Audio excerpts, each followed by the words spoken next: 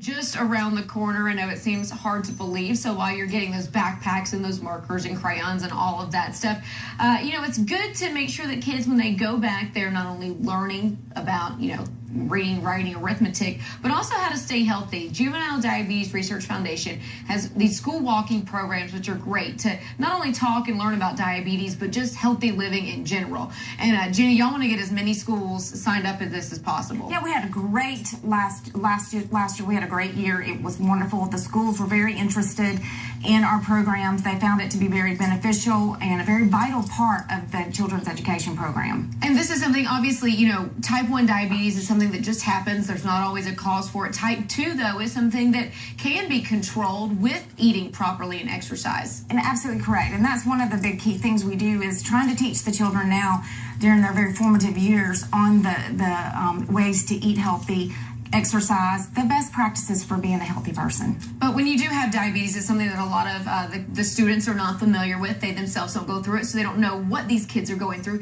Kaelyn is 10 and she has type 1, correct?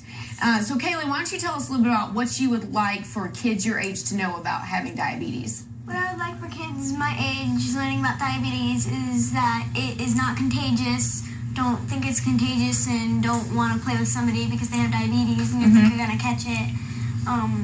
Honestly, that's a little rude. And you're right, that is rude. Very blunt, I like it. But it is something that you have to be concerned about every day, and you have to monitor your blood sugars, right? Yeah.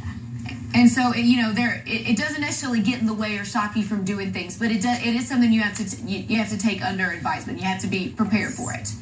What's your daily life like? What do you have to do to make sure you're keeping it under control? Well, just like giving insulin before I eat. I cannot eat anything unless I have insulin for it.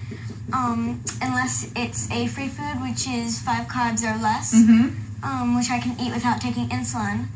But I also have to check my sugar before I eat, and just if I feel like shaky or like I'm gonna be low, and that's basically life.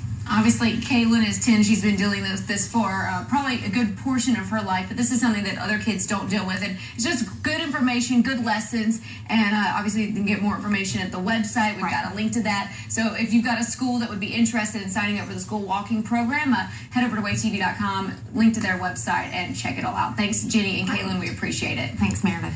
Southerners take pride in many things.